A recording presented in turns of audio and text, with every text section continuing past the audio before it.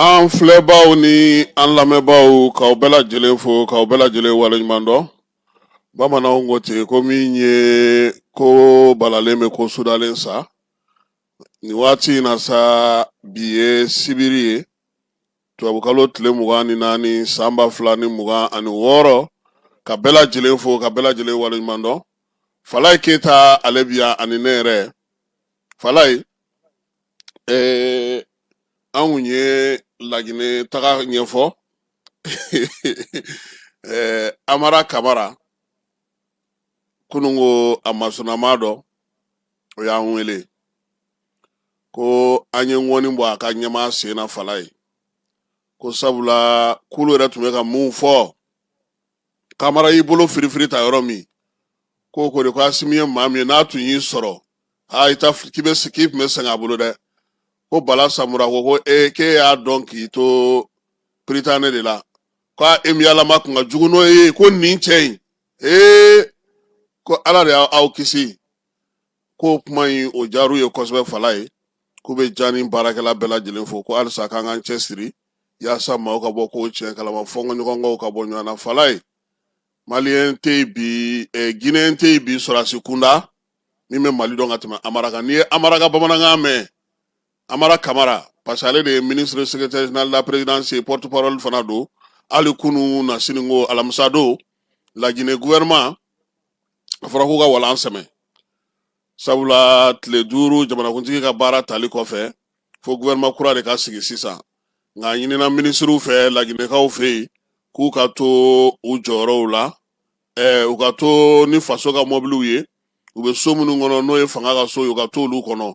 nka ministre sow bɛɛ lajɛlen na sa secrétaire généraux olu ka baaraw kɛ yanni gouvernement kura ka sigi min ye premier ministre fana ye k'a ɲinina fana fɛ sa ka wulikajɔ kɛ yaasa kalata nata n'o ye jamanakuntigi kalata ye ka kɛ n'u ka sariyaw ye o baaraw kan ka kɛ cogo min na o ale Amara kelen ale fana ye secrétaire généraux bɛɛ lajɛlen wele Falaye ministre sow kɔnɔna na kunungo ka ɲɛfɔli k'u ye u kan ka baara ninnu latɛmɛ cogo min yanni ministre kuraw ka sigi Laginɛ an tɛ taa n'an ka papier ka taa di Amara ma Falaye yen ka jan an ka to yan an ka to a so kɛrɛfɛ d'accord bon a so an bɛ to yan Falaye ko k'an k'an jija an ta la yan. Falaye wolomasiri tabaw ka bolofara min bɛ n'o ye taabolo sabanan ye n'o sigilen don dugukolo ko ale tɔgɔla kɛrɛnkɛrɛnnenya la Tumutu marabolo la olu ye wulikajɔ belebele sigi sen kan nin kalo in tile 18 ka taa bila tile 21 na u ye ɲafunge kɛ ka échelle kɛ ka Zuera kɛ ka Esakan kɛ min ye lieutenant Suleman Jarasuba ye ale min ye wulikajɔ min bɛ n'o tɔgɔ da n'o Bilisi la ale min y'o ɲɛmaa ye a n'a ka cɛdon Falaye kuluwo tɛ kuluwo ye cɛncɛnmugu tɛ cɛncɛnmugu ye Bamajɔni Jugawale kɛbaw dogolen don yɔrɔ yɔrɔ la nin dugu kofɔlen ninnu na n'o ye ɲafunge ni échelle ni Zuera ni Esakan ye u y'a bɛɛ lajɛlen don u senkɔrɔ Bamajɔni kɛba caman baden u y'olu bɔnɛ u ni na dɔw taara k'u ka talikiwalikuw to chargeurs u ka kunnafonidilaw an'u ka minɛn wɛrɛw min ye colonel Cheikh Abdelkader Jara ye n'ale état major bolo sabanan ɲɛmaa ye a y'a yira sa ko nin wulikajɔ kɛkun ye min ye wolomasiri taba minnu bɛ Tumutu marabolo kɔnɔna na yaasa dugudenw olu bɛ miirina mun kunna bi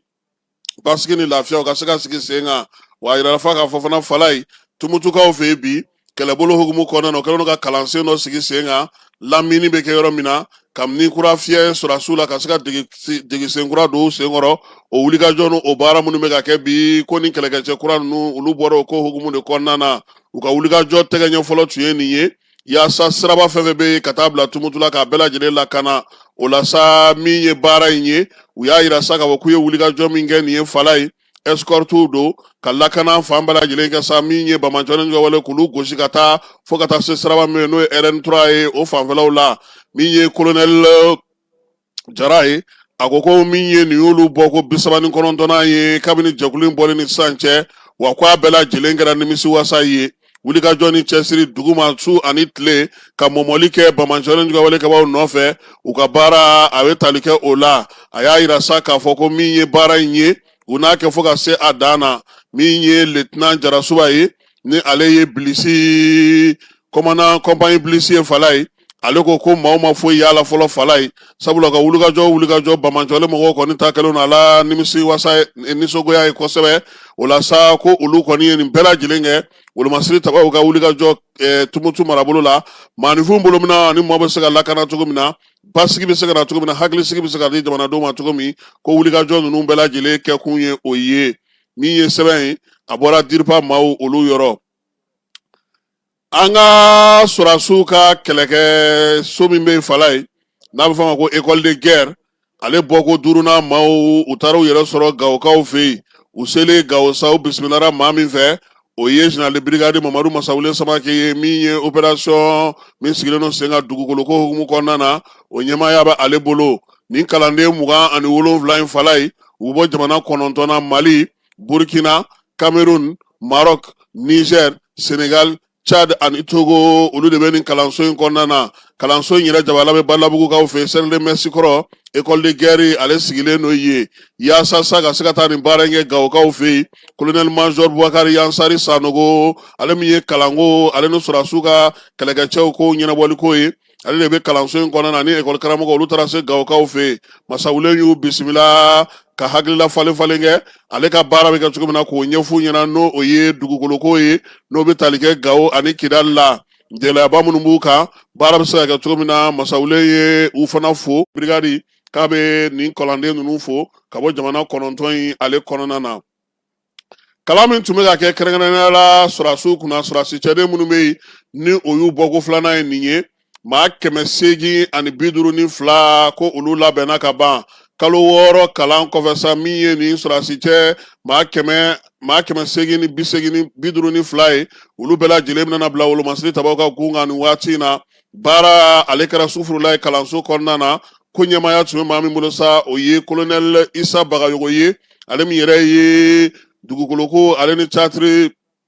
sɔrɔdasiw ka bolofara min bɛ Mali cɛmancɛ bolo fɛ sa n'ale o ɲɛmaa ye a y'a yira sa k'a fɔ ko baara kɔni kɛcogo ɲɛna min ye denmisɛnninlaka ninnu ye u somaw u limanaw ani u balimaw bɛɛ lajɛlen nana u ka bɔli kɛnɛ kan a yira sa k'a fɔ maa minnu bɛ nin kɔnɔna na 463 olu bɛna taa armée de terre kɔnɔna na 213 u bɛ taa garde nationale la 102 u bɛ taa gendarmerie la 19 bɛ taa génie na 55 o bɛ taa télécommunication ale ni kunnafonidiko hukumu kɔnɔna na sɔrɔdasilakaw fɛ yen maa min ye bɛɛ lajɛlen na sa o ye soldat de 2e classe Mohamed Sila ye ale ka kuru bɛnna 16 buruburu 91 ma kɛnɛ ka ye sa u y'u ɲɛsirili baara ka mugu ci u y'o kɛ min ye tilebilen kɔnɔla baara k'olu kɛ doni girimanw tali ani n'u binna janw kɔnɔna na kisɛ ci ka se ka falen kɛ u y'o bɛɛ lajɛlen ladigili kɛ maaw ɲɛna a yɛrɛ sa k'a fɔ ko min ye kalo 6 baara kɔfɛ sa nin kɛlɛkɛcɛ ninnu kɔni labɛnnen don u ka lakodɔn sɛbɛnw bɛɛ lajɛlen dir'u ma yaasa cogoya min na u bɛ se ka taa baara kɛ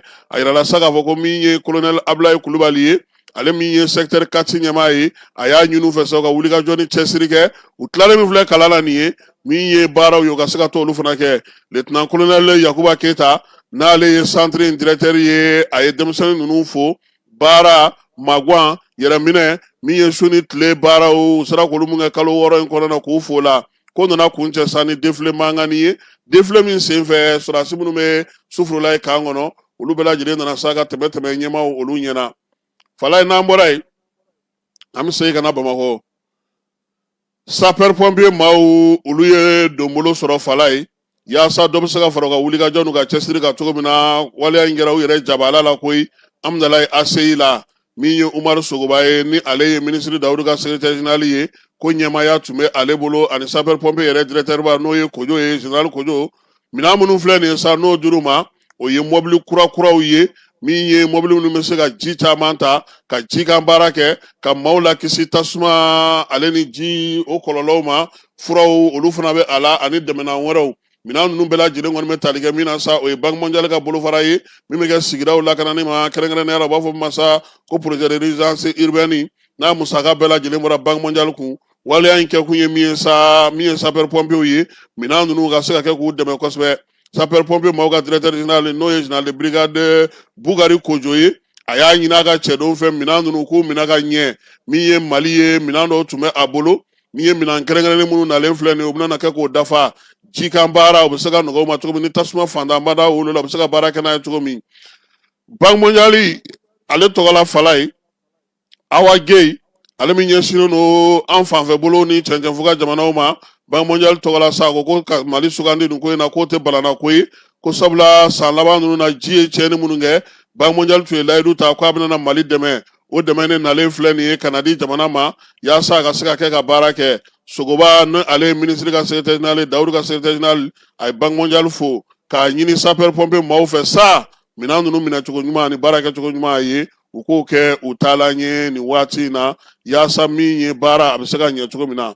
APDP n'an donna ale kɔnɔ fala ye min ye maaw tɔgɔla sɛbɛnw ani maaw tɔgɔla kunnafoniw la kɔlɔsili jɛkulu ye n'a président ba o ye professeur Mamadou Samaseku ye olu ye Orange Mali directeur général ba o bisimila n'o ye Leti Ndiaye ye Leti Ndiaye nana sa ka na foli ni bonyamasegin kɛ APDP ye nin waati in na min ye jɛrɛ in ye a kɛra APDP yɛrɛ jabala la koyi min ye Orange ɲɛmaw ye k'u nana ka na ɲɛfɔli kɛ don nataw la u kan ka baara minnu boloda bɔlɔlɔ siraw fɛ u kan ka baara minnu boloda n'u bɛna se maaw buguratigɛ sɛbɛnw ma ani baaraba minnu bɛ yen bi n'olu kan ka olu kɛ ani delila ka baara minnu kɛ ka kɔrɔ ka jira o dɔw sɛnɛ kan min ye directeur général ye a ye APDP maaw fo wulikajɔ ni cɛsiri ni baara kɛcogo ɲuman na kuma tɛ k'u ka président n'o ye professeur Samaseku ye ko k'a fo sabula baara minnu n'a bɛ k'a kɛ nin ye a bɛ ka taa Mali mɔgɔw ka sira fɛ min ye seko ni dɔnko o latomini kunnafoni sanumanw dili Mali kan ka se ka ja ɲumanw sɔrɔ ka baaraw kɛ sɛbɛnw bɛɛ lajɛlen la kɔlɔsili ko min ye Orange ye k'a n'o k'a taalan ye baara minnu kɛra san kɔnɔna na ka tɛmɛ ka kɛ ni APDP ka laɲiniw ye ko n'u ma min fara o kan k'u tɛna fosi b'o la yaasa bolodiɲɔgɔnma minnu ni APDP cɛ a bɛ se ka ɲɛ cogo min na min ye hakilina jigi ye sa APDP ale tun ye jɔnjɔn dɔ di n'o ye sanu pembe jɔnjɔn ye k'o di Orange ma ko sabula jɔkulu min don a bɛ sariya minnu sigilen don APDP fɛ a b'olu labonya kosɛbɛ min ye APDP ɲɛmaa ye a y'a ɲini u fɛ sa u ka cɛsiri ni timinandiya kɛ ka dɔ fara baara kan yaasa ko minnu filɛ nin ye olu bɛ se ka ɲɛ cogo min na fala yi an bɛ taa fan fɛ an bɛ sɔrɔ ka taa Kulubakaw fɛ yen conseil des ministres ale kɛnɛ kɔnɔna na tile 23 san 2026 u ka laadala ɲɔgɔn ye so a ɲɛmaaya tun bɛ maa min bolo o ye général d'armée Asimi Goyita ye sɛbɛnw kɛnɛ kan sa jateminɛw kɛlen u ye ɲɛbila sariya sɛbɛn dɔw olu ta min ye jɔyɔrɔ ye k'o di maa dɔw ma ministre ka baarakɛlaw ni baara bolodalenw u y'o kuma fana fɔ fala ye ka kɛ ni ɲɛbila sariya sɛbɛnko hukumu kɔnɔna ye sa ministre Aliseni Sanu ale y'a yira sa ka fɔ ko jamana k'a bɛna minɛn dɔw sa fala ye sugu bulon dɔ k'o dayɛlɛlen don ka kɛ ni minɛnsan ye ka di min ye mairie di district maaw ma a bɛ fɔ ma sa ko Beni ale ni camion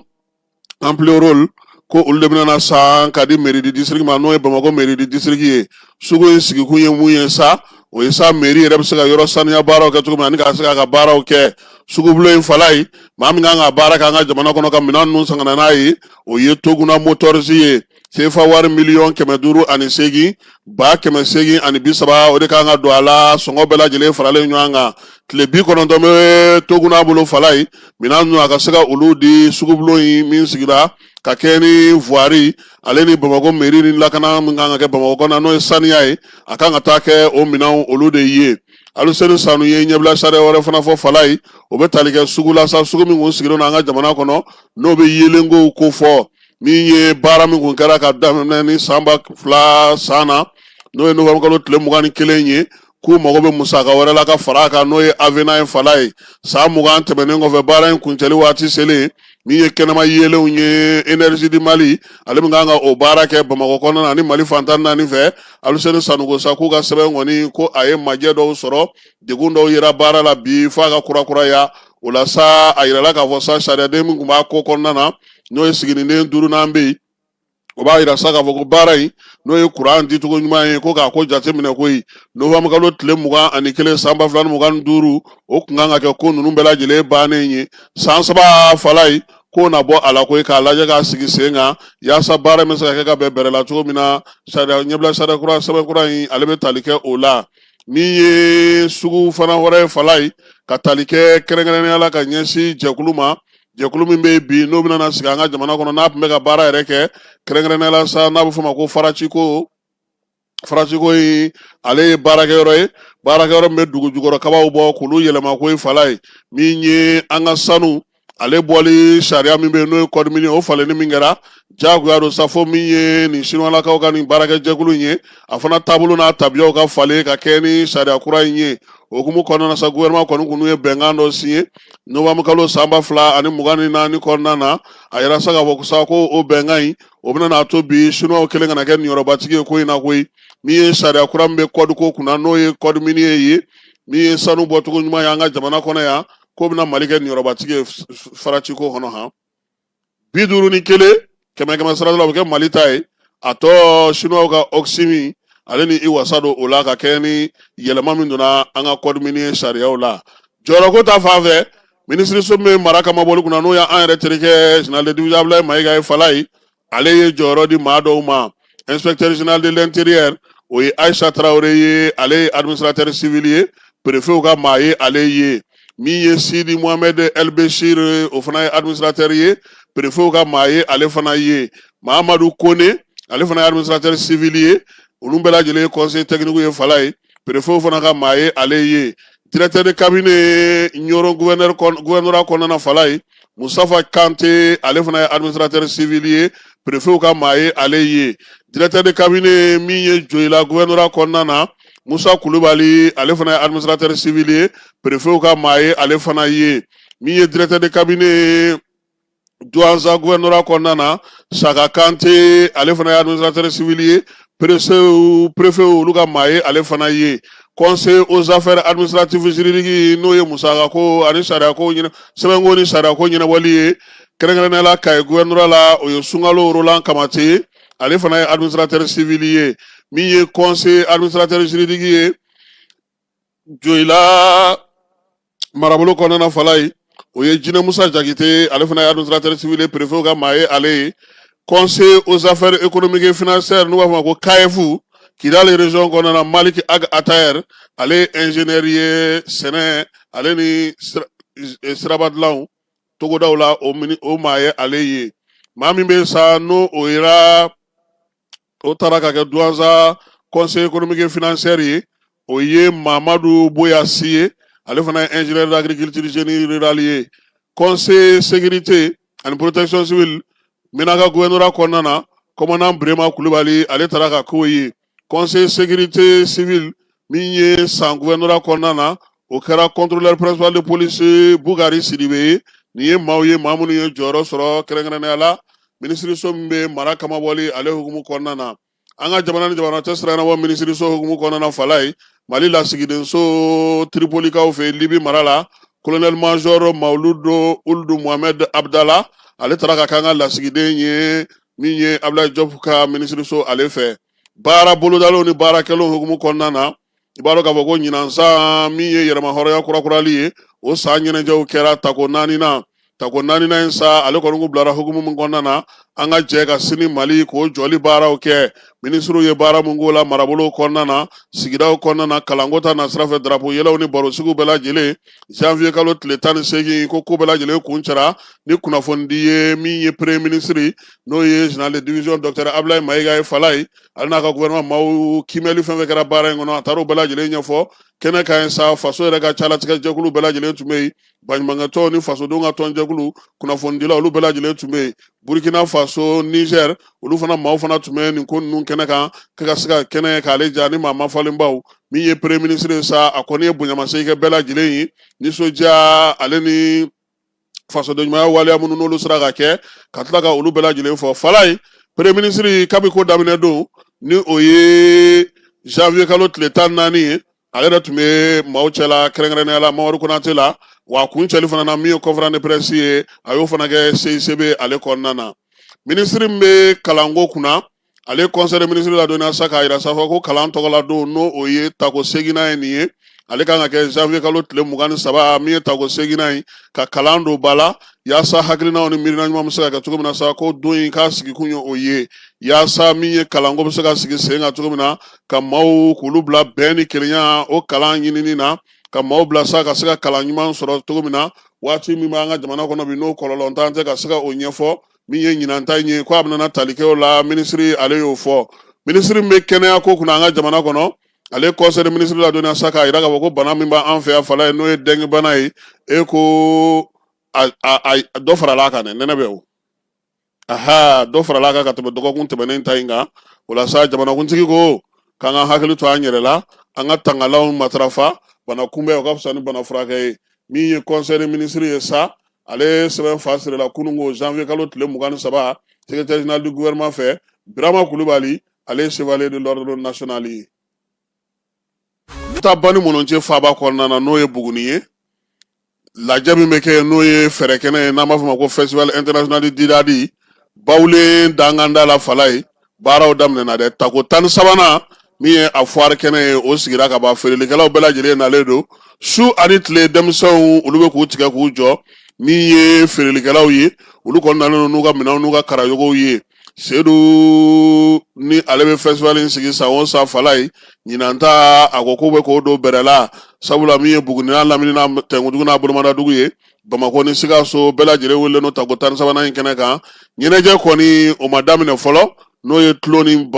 fɛnw ye o kan ka daminɛ bi ni Ala sɔnna a ma nka min ye foire ye ale sigira kurunkurusi fana o fana kan ka boloda ni Ala sɔnna a ma min ye nin ko in ye fɛn fɛn mana bɔ a kɔnɔna na an n'a bɛɛ lajɛlen di maaw ma jani ale sanfɛ k'a yira la sa k'a fɔ ko min ye festival in ye ale kɔni bɛ kɛ san o san Bugunikaw fɛ nin y'a tako 13nan ye min ye a ɲɛmaw ye ni dugudenw bɛɛ lajɛlen kɛlen don k'u bolo di ɲɔgɔn ma fɛrɛkɛnɛ in a bɛ se ka sigi hɛrɛ la ka wuli baden na cogo min wa sifinnakaw caman ɲinan k'olu nalen don kɛnɛ kan yaasa ka se ka ɲɛnajɛ in k'a ja kosɛbɛ min ye festival Didadi ye an bɛ foli k'a lamɛnbaaw ye ale ni Bugunikaw bɛɛ lajɛlen k'alisa u ka dɔ fara cɛsiri kan nin bɛ dan sigi an ka bi tilegan in na laseli la laseli min kɛra ma Falaye Keyita ne yɛrɛ fɛ ni Ala sɔnna a ma an na ɲɔgɔn sɔrɔ yan sini nɛgɛ kanɲɛ 18 ni Ala ma ko wɛrɛ kɛ Ala ka o yira anw ni aw bɛɛ lajɛlen na